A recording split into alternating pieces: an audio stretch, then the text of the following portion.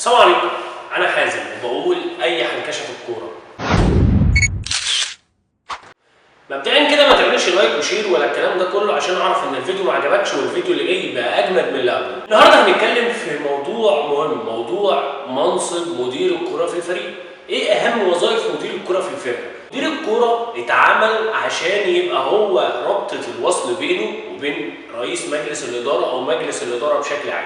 كابتن محمد رمضان هو مدير الكوره او المدير الرياضي للنادي الاهلي. المفروض مدير الكوره هو بيبقى الداعم والمساند الاول للفرقه، يعني بيقف جنب الفرقه في وش مجلس الاداره، ما بيبقاش العكس.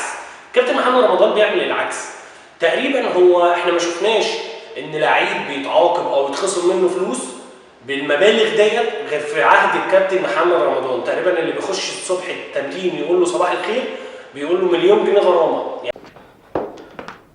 حيوان مين اللي قال النهارده صباح الفل؟ هو الكابتن محمد رمضان مفكر ان الشغلانه ورقه وقلم.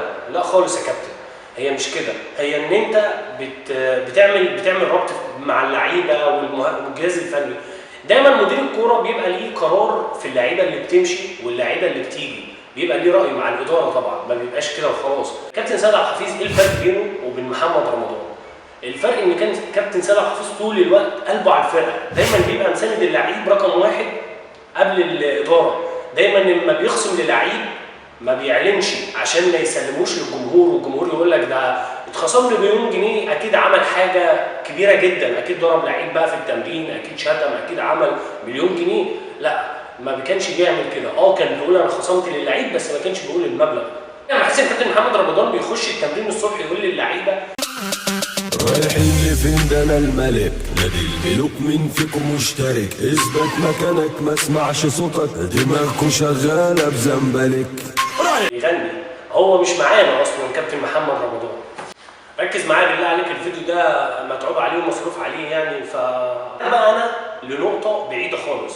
النقطه ديت ان كابتن محمد رمضان دايما بيشوف اللعيبه ان انا في حته وانتوا في حته، وانتوا ما عملتوش حاجه للنادي، وانتوا بالعكس. يا كابتن محمد، انا عن نفسي انا شخصيا انا ما عصرتكش وانت لعيب كوره وما اعرفش تاريخك ايه. ابويا بيقول لي ان انت كنت لعيب جامد بس انا ما اعرفش تاريخك ايه. بالعكس، اللعيبه ديت عملت تاريخ، معلش انا اسف، اكبر منك، يعني اكبر منك. لازم تعامل اللعيبه على انها نجوم في الفرقه، ودايما يبقى لك راي. ان الفرقه واقعه، انت قاعد على الدكه نايم اصلا ما انتش شايف ايه اللي بيحصل، لازم تنقل ده للاداره ان الفرقه فاضيه، محتاجين لعيبه، داخلين على دوري قوي جدا، مفيش مفر منه. دوري ابطال افريقيا انت لسه خسران من ارلاندو بايرتس في اخر ماتش، داخل على كاس العالم للانديه وكله حاطط الامال ان كاس العالم للانديه هنجيب لعيبه لكاس العالم للانديه. كلنا عارفين ان احنا مش رايحين ناخد كاس العالم للانديه. احنا عايزين نصعد ونوصل لابعد الحدود، بس احنا مش هناخد كاس العالم للانديه. يبقى انت تركز في البطولات المحليه بتاعتك، ان انت تجيب لعيبه على قد البطولات المحليه وتلعب فيها وتركز. كل ده مش عاجب جمهور الاهلي، لان انتوا مش شايفين اصلا اللي بيحصل، ومش شايفين. انت كل الفكره 3-4 مليون دولار، وانا هجيب لعيبه ب 3-4 مليون دولار ليه لا، مع النهارده السوق كله كده. انت مش شايف عمر مرموش بينتقل لمانشستر سيتي بالمبالغ عامله قد ايه، وانتوا مش شايفين الدنيا ايه. النهارده لازم تجيب لعيبه على قد الفرقه، لعيبه تفيد الفرقه، مش اي لعيبه وخلاص.